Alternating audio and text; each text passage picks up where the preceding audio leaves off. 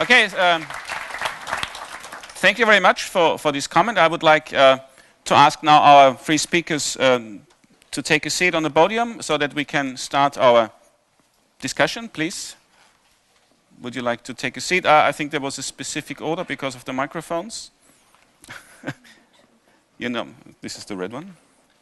You're number one, I guess. Yeah? Yeah. Okay. Professor Bogge, please. Okay. So we've now heard three very interesting talks, keynote and two comments. And I would like, before I give the word to you in the podium, in the auditorium, I would like to stay for a second on the podium and give Professor Bogge the chance to give a comment on the thoughts of the two commentators and the points they addressed in particular as related your proposals, which you made in your keynote. Would you like to react to that? Only minimally. I'm okay. Looking forward yeah. to the audience, but what I want to say is that I think my mic is not on, right? Now it's on. So what I wanted to say basically is that I am not proposing the human rights criterion as a sufficient condition of justice. So I'm very well aware that a world in which human rights are completely fulfilled, completely realized, is a world in which very grave injustices might still exist. For example, it might be that some members of the world's population stay just at the basic human rights level, whereas others are getting richer and richer all the time, and so increasing inequality and so on. So it's simply a minimal condition, a necessary condition that would, I think, already, you know, if we can agree on that as a premise, would already support very substantial changes in the existing institutional order, and that's what I want to argue. So this was not supposed to be the limit of my justice ambitions or anything like that. So that's maybe one important clarification, and with many of the points I'm actually very sympathetic. We could discuss them in detail, but I think it would be better just to enter into the basic discussion. Okay, thank you. So since you have been so patient to listening for over an hour to our three speakers, it is now your turn, and I'd like to invite perhaps 3 to 5 interventions now, both comments, but hopefully concise comments, so that many people have the chance to speak, and also questions, of course, to Professor Bogge or the two commentators here on the podium. And then we go, after 3 to 5 interventions, we go back to the podium and give the commentators a chance to react, and then we hopefully have time for a second round of interventions from the floor. So we have also 2 microphones. Could the 2 colleagues with the microphones make themselves visible so that everybody knows them? Okay, so who would like to ask a question or give a comment? We have a gentleman in the back. A lady over there, so perhaps we start with the lady over there. Yeah, hi. My name is Janine Romero. I'm from the University of Erfurt, and I have a comment to Professor Bogge's talk. I'm actually very, I'm questioning the feasibility of your proposals. I mean, they would presume a certain working global governance, which I don't see. I mean, who's going to implement your proposals? Who's going to tell OPEC states, for example, to give certain amount of their income towards developing countries? Although now, if I take it as a theoretical idea, then and we presume that we had these institutions working, why are we then not tackling the real questions which we could tackle if we had a global government, which is talking about consumption and talking about reducing our consumer patterns rather than trying to replace one resource with another.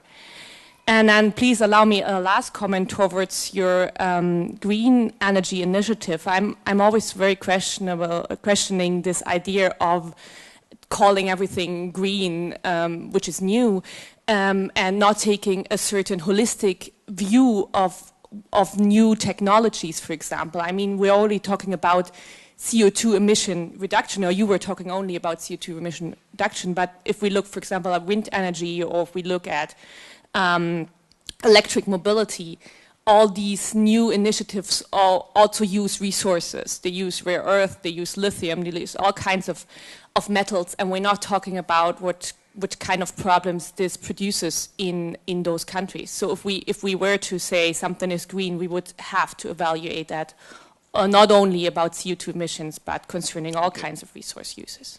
Okay, thank you. Klaus Besch? Yeah, I heard you were advocating Pigovian improvements. Sorry, Pareto improvements. Why would anybody who's interested in justice recommend Pareto improvements? Pareto improvement is totally consistent with making the rich better off and leaving the poor where they are. You make one person better off and no one else worse off. And why would you advocate something that was come from a fascist sociologist anyway? The other thing is, what about democracy? I mean, do you think there's any democracy anywhere in the world? Where is a democratic state? Look at what's going on right now with the undemocratic state of the European Union, where we have a president that is unelected, that is sitting in office for 5 years. We have commissioners who are unelected, who make the decisions about the laws that go forward. We have a parliament that hardly has any say at all. And then you can just go around Europe and look at the different countries. What say do we have? Look at TTIP being pushed through. TTIP is being pushed through against the people. GMOs pushed through against the people's wishes. Time and time again, we see people protesting in the streets to try and get a change, and the politicians don't listen. And look what's the United States doing? The United States is an imperial power pushing around other nations. You know? And who is actually going to be on your panel that's going to choose on democracy? So I think these are real problems. Thank you very much. Are there any further questions or comments? Mr. Baum? I think it would be necessary to define what is fairness connected with human rights. So I would suggest at least a definition like resource consumption per capita at the global level to become equal. But this is not enough, because you should consider the historical development. So you should have a definition like accumulated resources per capita. So here we have accumulated resources which are going back many decades or centuries. So, and I think from this definition we have to define reform concept. So the concept 10% of resources now is an honorable concept, but I think it is a very superficial concept if it is connected to the human rights. So, okay, Clive also mentioned this rather superficial connection with democracy. I think maybe you mean that we should not buy fracking or shale gas from US because there is NSA or something like this. I cannot understand what this, how could this idea implemented? So I think, and what's about colonial accumulation of resources in the last centuries? What about this? How can we correct this? I don't know. Okay, thank you very much. Any further wishes for? Okay, please.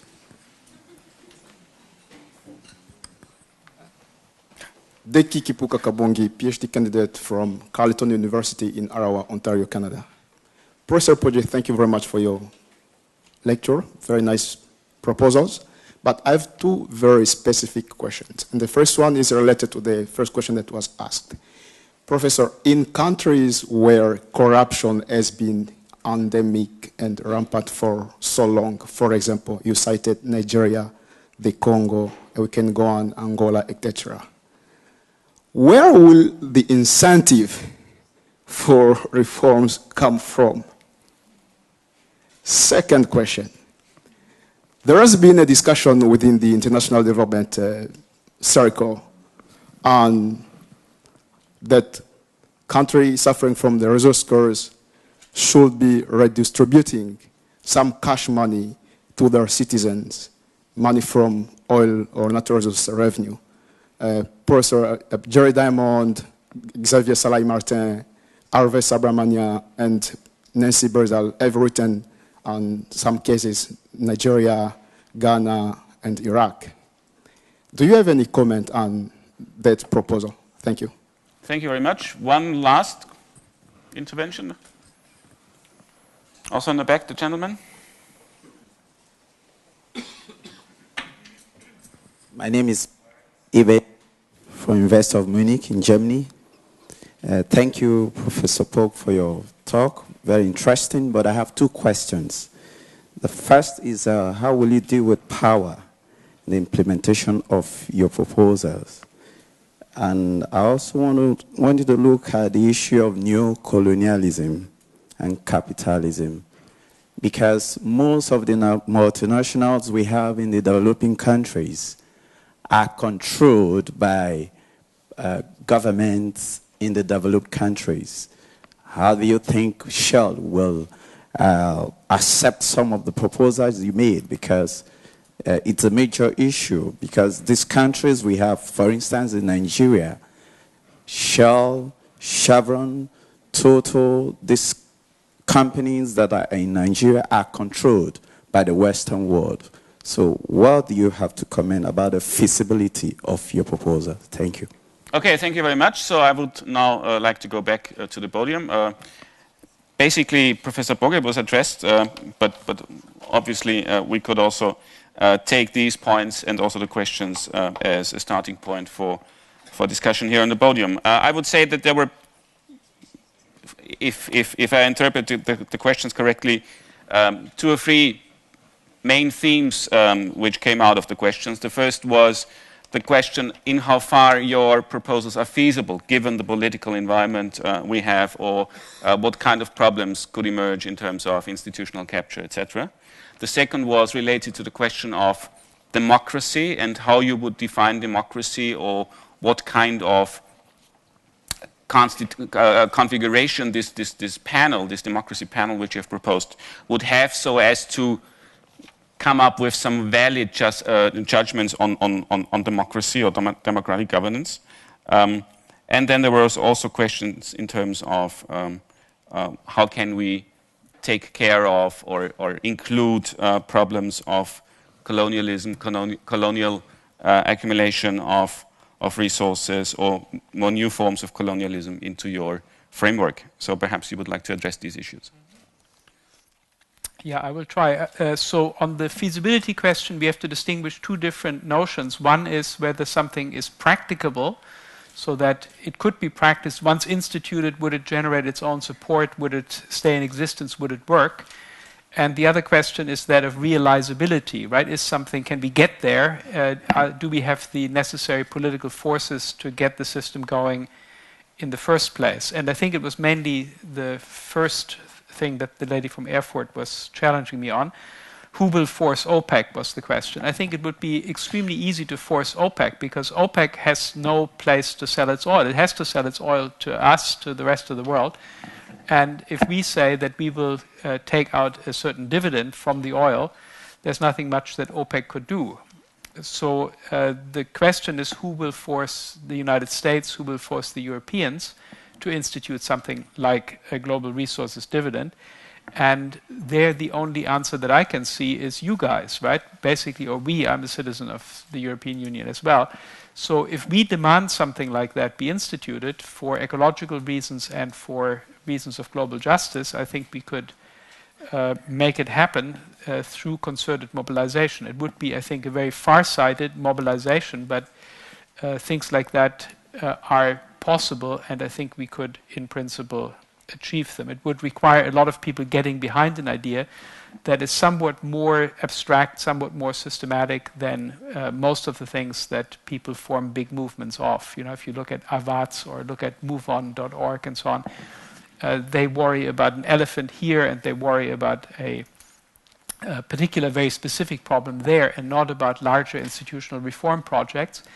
But I would very much like to get something like this going and get a mass mobilization going behind it. And I think that would be the only way to implement something like it. Then the second thing you said was that all kinds of resource uses should be included, and I completely agree with that. So we should have a comprehensive scheme where we assess or evaluate the damage that various kinds of resource uses are causing, and then extract a dividend from these resource uses in proportion to how great we assess the damage to be. About the Pareto thing, you're right, I should not have cited Pareto. I should have just said that it would greatly increase efficiency. So efficiency losses occur. Efficiency just means how much output do you get for given inputs, irrespective of distribution. And in this case, we have efficiency losses because we get less environmental benefit for the money that we invest, thanks to the fact that the innovations are not diffusing. So if you have an innovation, you spend a certain amount of money implementing that innovation, inventing it, testing it, and so on, and then only very few people take it up because the price is too high, then the cost of the innovation is the same, but the ecological benefit of the innovation is much smaller. And you have a clear-cut improvement if more people use it. If more power plants are using that new thing, then you get more ecological bang for your innovation dollar, so to speak. That was the point that I was making. And with regard to no democracy anywhere, well, yes, I mean, I agree with that. The American system where I live certainly has deteriorated to quite a frightening extent. So we have more of a $1, one vote system than a one person, one vote system in the United States now. So that's all true. And nevertheless, democracy is a matter of degree. We cannot put the bar too high. And if you go with my proposal, we would let countries themselves set the bar and say, this is what we want to see in our country. This is the sort of notion of minimal representativeness that we think we should tie resource sales to. And that would not be admittedly a very high bar. It would not meet the standards of democracy that you or I might like to see, but it would exclude the worst sorts of abuse where you have governments in power that really are entirely unrepresentative and don't allow the people to benefit from these resource sales.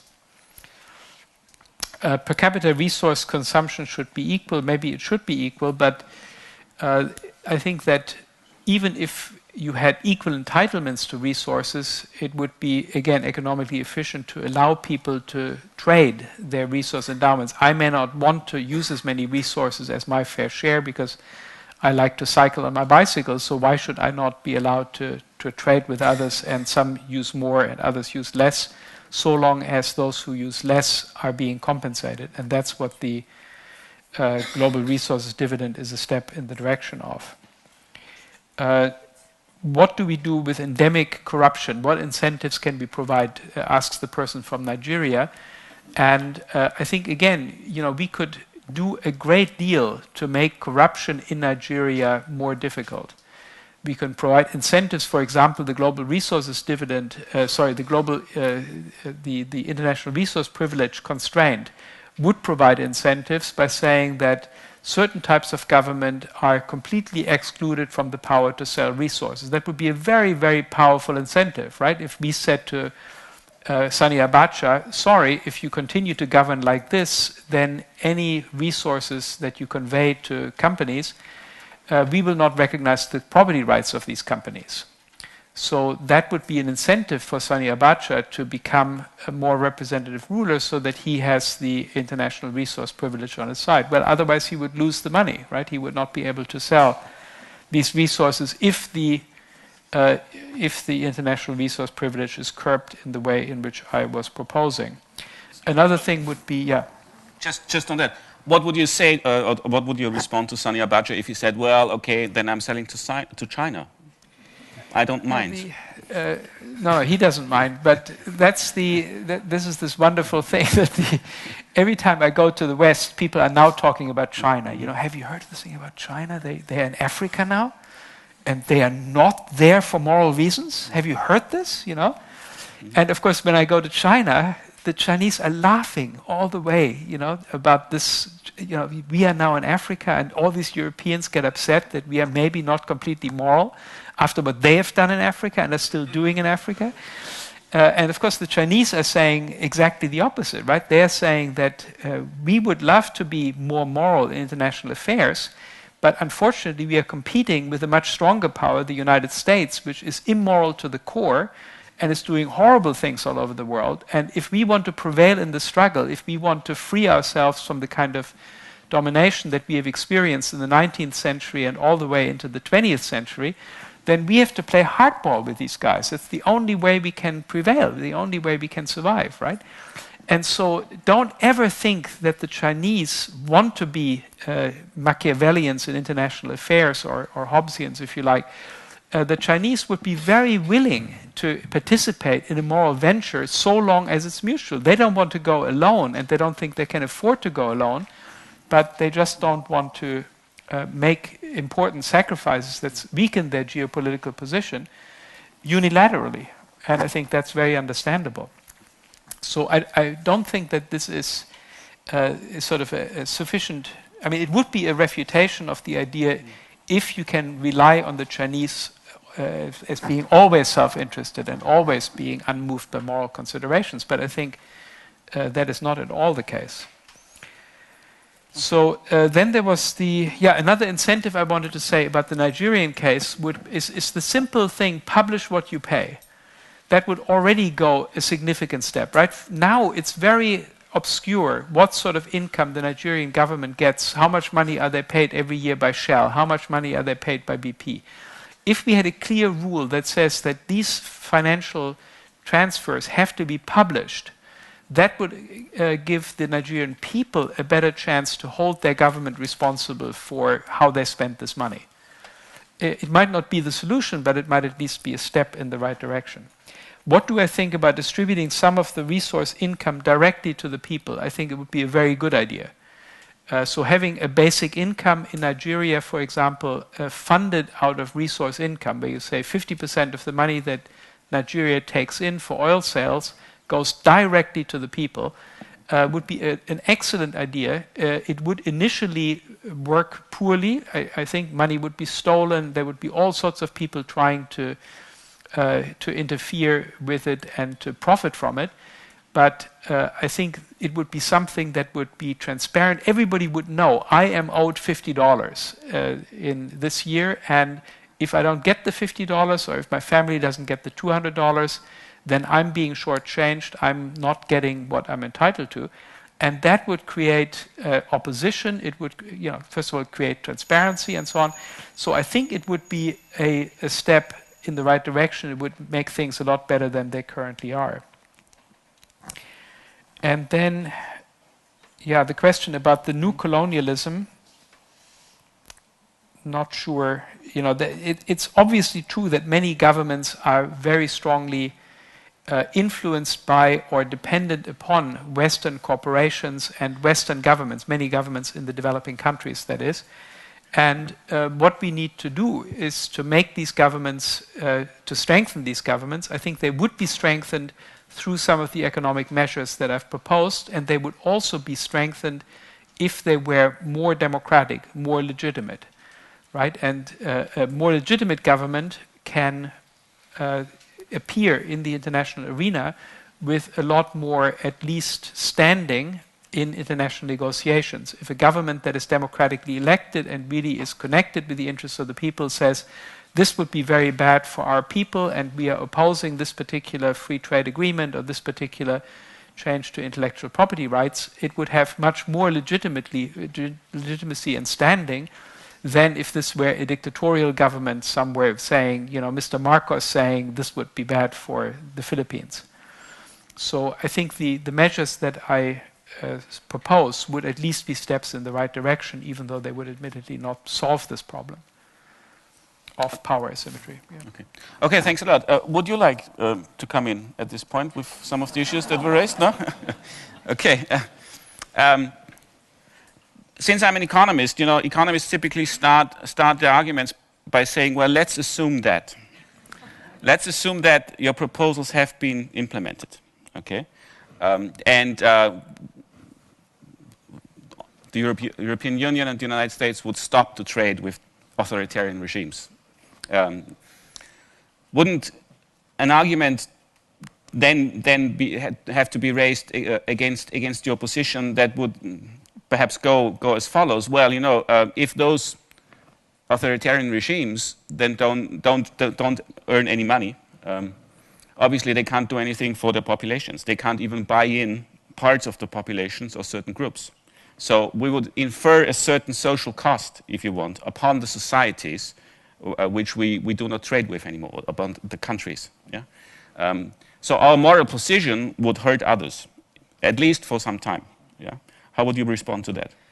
Yeah, I would admit the whole point. It would definitely, in each and every case where the privilege is constrained or is government is deprived or rulers are deprived of the privilege, in each and every case that would also make worse the situation of the population. Our countermeasure would make the situation of the people worse. And that is correct. But the thing is, the benefit would be that we have a clear-cut rule that provides incentives, and so the cases in which this would happen would become much more frequent. So the analogy that I like to give has to do with kidnappings and hijackings and so on. If you don't give the hijackers what they ask for, the $1 million and the flight to Cuba or whatever, then in each and every case, you make it more difficult to get the release of the people whom they have captured. And so you are, in each case, doing something that is bad for the people kidnapped and hijacked.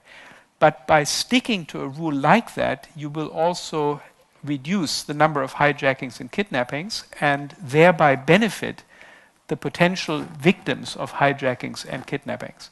And so you have to hold those two things against each other, right? We are making the situation worse in each case, but we are also reducing the situations that got us into trouble in the first place. Mm-hmm. And that would be the great benefit, right? Very few countries with significant resources would be governed below the threshold set by the condition for awarding the international resource privilege if we stuck to implementing the sanctions, so to speak.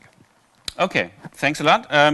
If there's no need for further interventions from the podium, I would like to go back to the auditorium and give you a second chance to come in. The lady was the first to raise the hand, then Uli Brandt. Okay. Hello, my name is Zizi Munir, Freiburg University from Germany. My question for all of you, I noticed that all your presentation, although you have like different proposals, however, the ultimate goal, how man can use the resources in more sustainable way and how social inequalities can become less salient.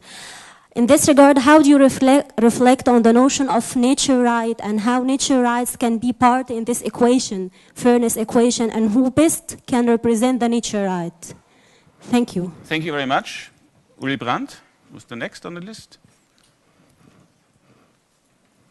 Where's the second person? Yeah.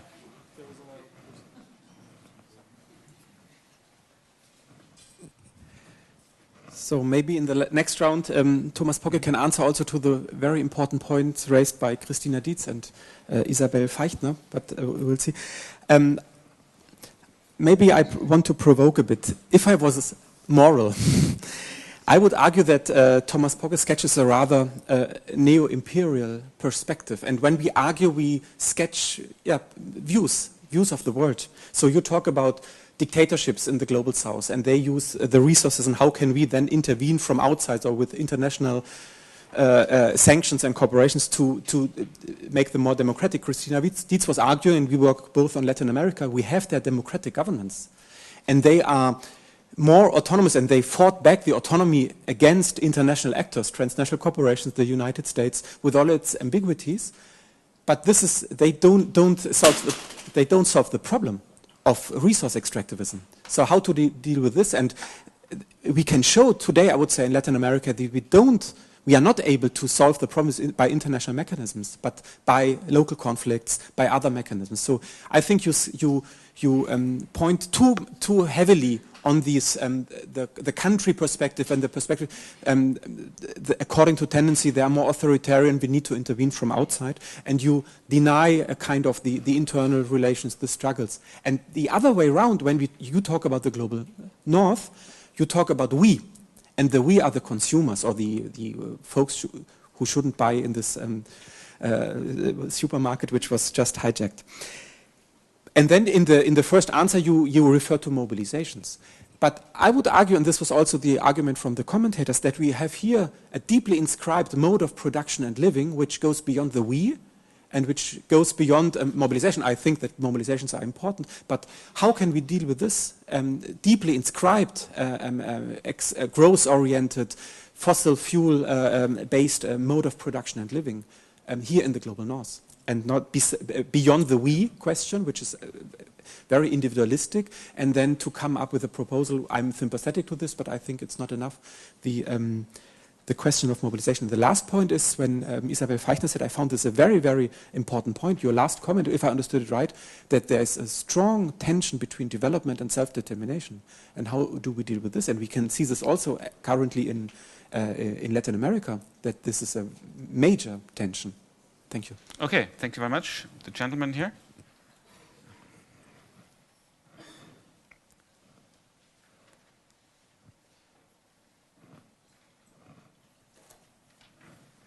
Could we perhaps have a second person with the flow microphone? Okay, thank you very much. My name is Martin Oulu from Lund University in Sweden. My first question goes to Professor Pogge. Well, having listened to you, I was a little bit disappointed in your propositions.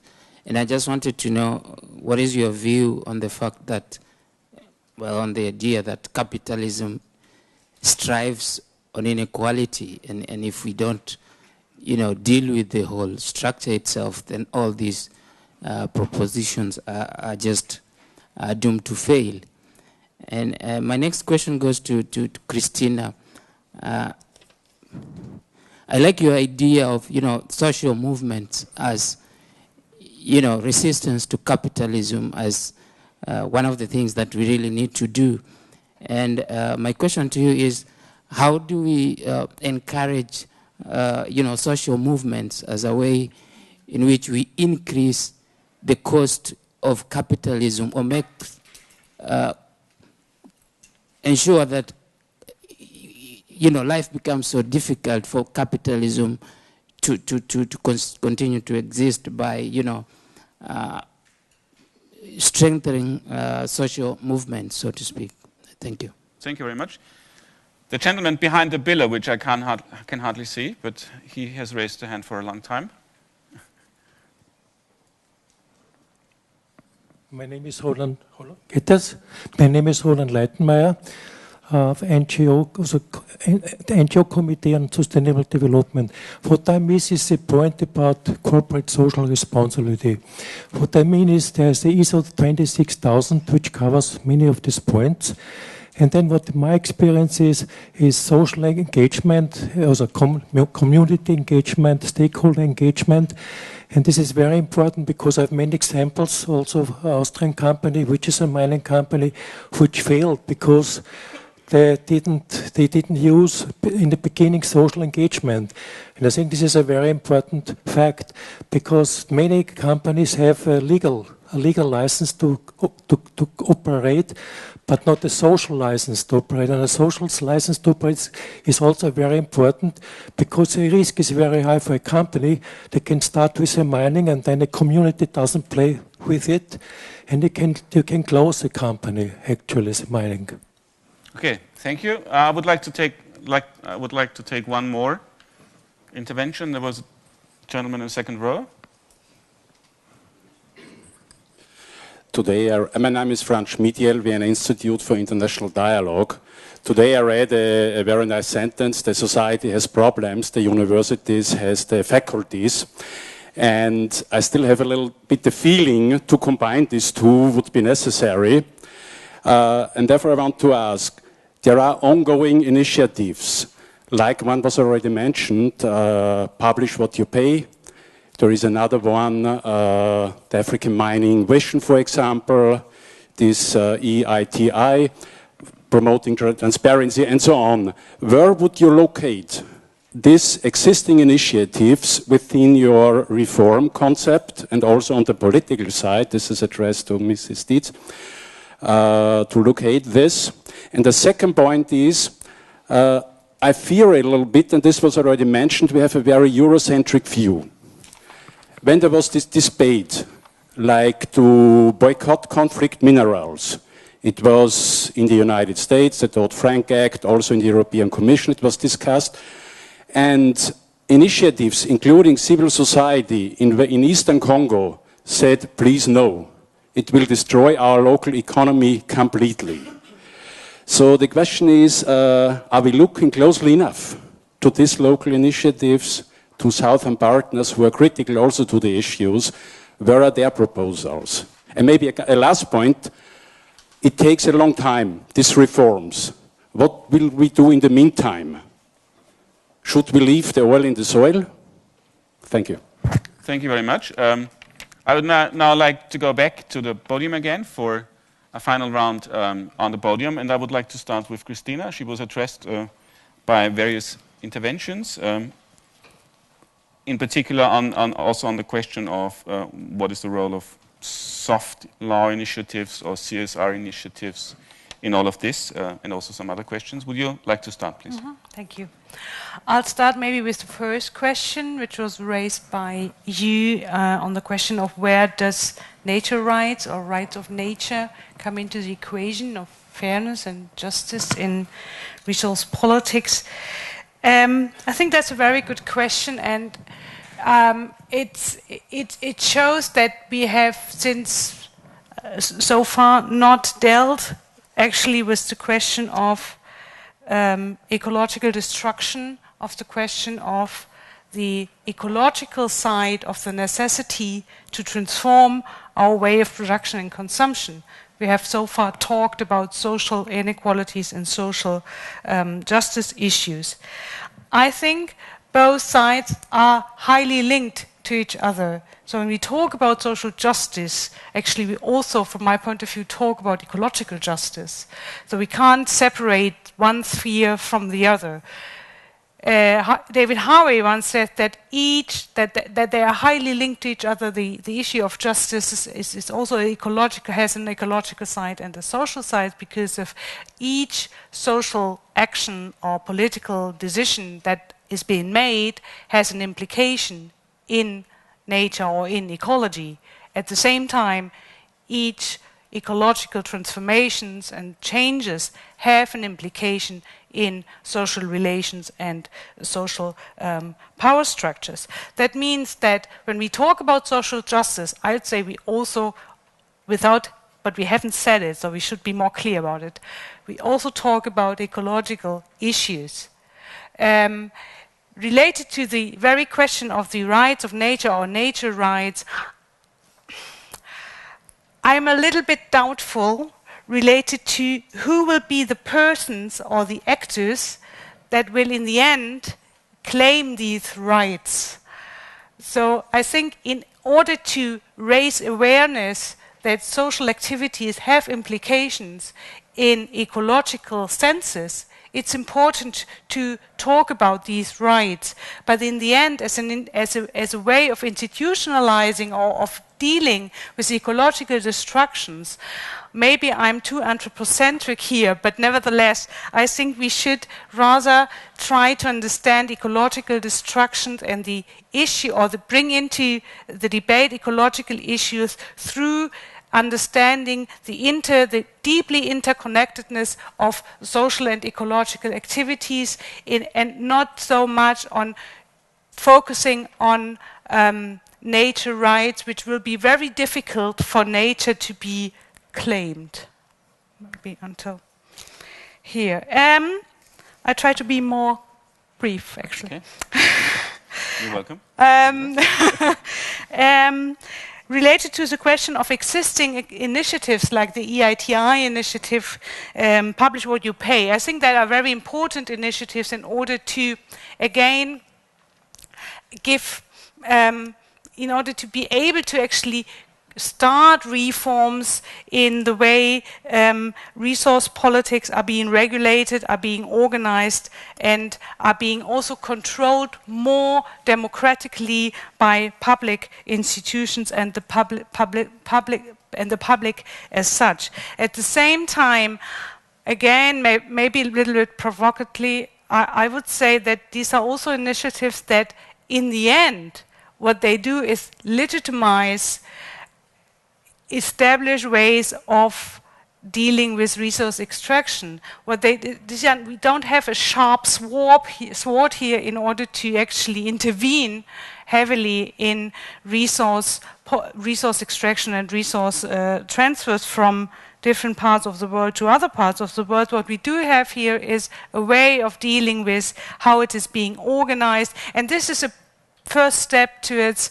a transformation of the process, but from my point of view, it's not enough still. And it has a slight, let's say, there's a little danger that these initiatives already seem as if they help us to democratically control what's going on. And I think that's not quite the case. I rather believe that it's the opposite way round. I rather believe that they make us feel that everything is fine because it's transparent. So that's why I think we should be more demanding related to processes of reform and transformation, and not stop with the initiatives that exist so far.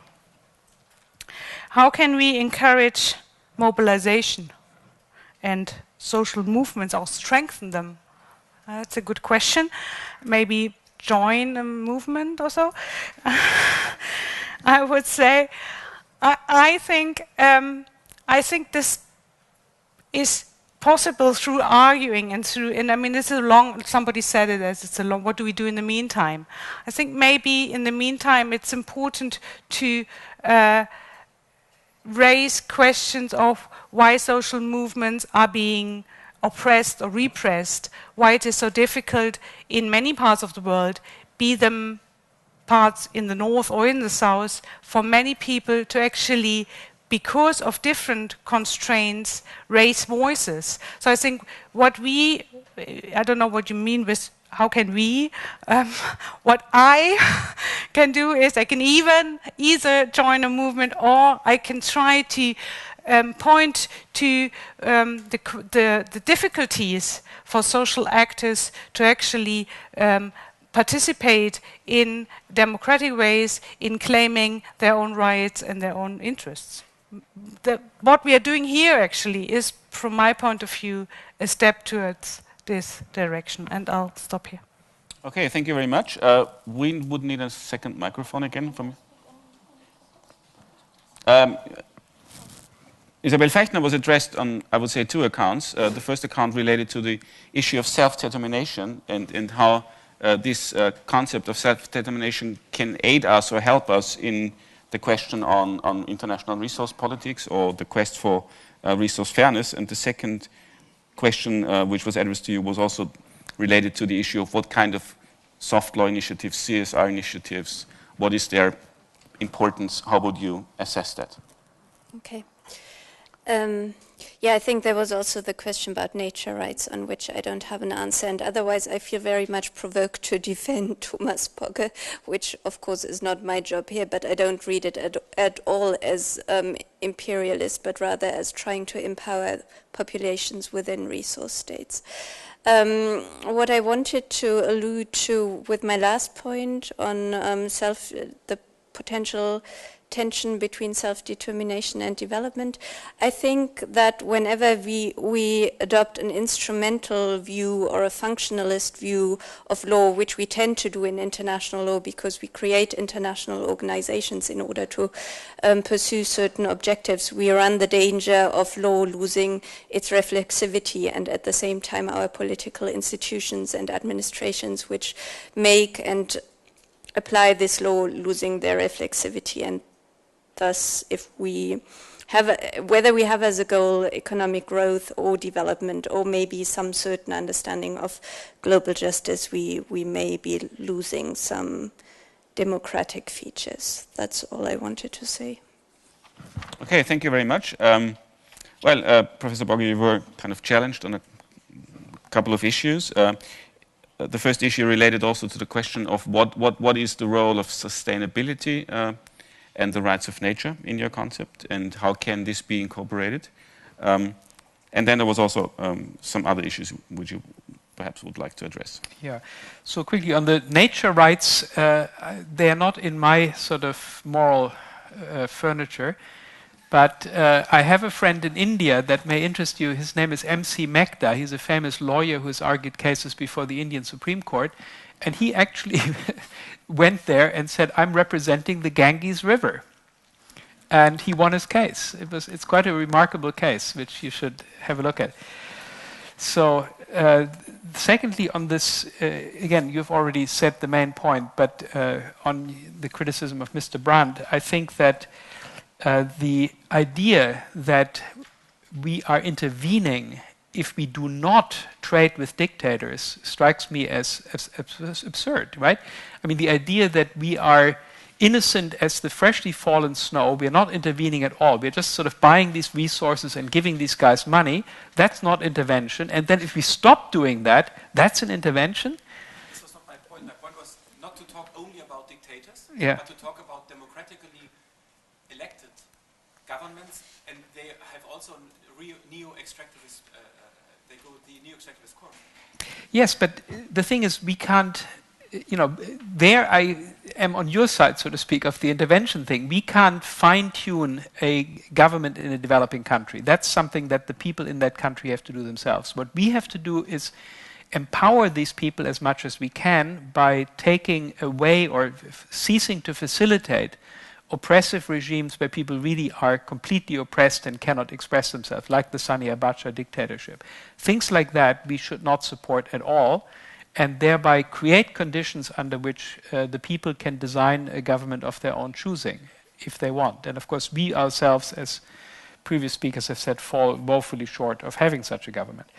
And then the other thing that you asked is, how can we deal with our fossil fuel-based economy? I think the best idea that I have for that is through the price mechanism, right? We have to make fossil fuels more expensive and thereby gradually squeeze them out. And maybe even in a worst-case scenario, we have to buy a lot of fossil fuels in situ, and thereby this is what happened with the abolition of slavery, right? When at the time the slaves were freed in the British Empire, the British government paid up to 5% of its government revenues to buy out the slaves, to reimburse the slave owners, not because they thought this was the moral thing to do, but because it was the only way to make that politically feasible. And so maybe in a worst-case scenario, we have to spend lots of money collected through the taxpayers and so on to pay off the fossil fuel in situ owners and then permanently say, this will never be used. We've now paid for it. And then leave the most polluting fossil fuels in the ground. Then the question from the gentleman from Lund University. It's amusing to me that you are making the points that you're making coming from Sweden, because Sweden is for me an example, and so is Norway and some other countries, is an example of capitalism that is a lot better than capitalism is in other places. For example, in the United States, for example, in some Latin American countries and so on. So capitalism is capacious. There are different kinds of capitalism, and by twisting certain parameters of a capitalist system, you can make it a lot more humane if you so choose. So by putting constraints on what's tradable, by having labor rights, pretty high labor standards, constraints on how employers can treat their employees, having inheritance taxes, for example, so as to make sure that there's a reasonable New Deal with the next generation, that people born into poor households still have good educational opportunities and so on. You have pretty much all of that in Scandinavia. Now, if the whole world were like Sweden, I wouldn't mind so much. It would be an enormous improvement over the world as we have it. Now, do we want to go to a non-capitalist system? At this point, I'm not so sure. I don't know what that system would be. And in any case, I'm convinced that any way towards a non-capitalist system would pass through capitalist systems that are a lot more humane than the present ones are. So I reject the vulgar Marxist view that we should try our best to make the existing capitalist system as bad as possible so that the proletariat will make a revolution and get us into the promised land. I think we should do the opposite. We should try to make the present capitalist system as humane as we can. We should try to empower those people who are now very oppressed by it, who have very little opportunities to participate in politics, to get educated and so on, and that will also be a step in a possible post-capitalist society of the future, even though at this point I don't see a very good model of such a post-capitalist society. Okay, thanks a lot. The debate has been now going on for more than 2 hours, so I think we should slowly but surely come to an end and go to some refreshments and some food. If you have any further questions to one of our speakers, of course, you're free to ask over a glass of wine or water or whatever you choose. We will continue with the conference tomorrow morning and start at 9 o'clock. So those of you who are participants to the conference, please come to the CFRI on time. Otherwise, I would like to thank our three speakers for this very stimulating introductory discussion to our conference. So perhaps we... Look,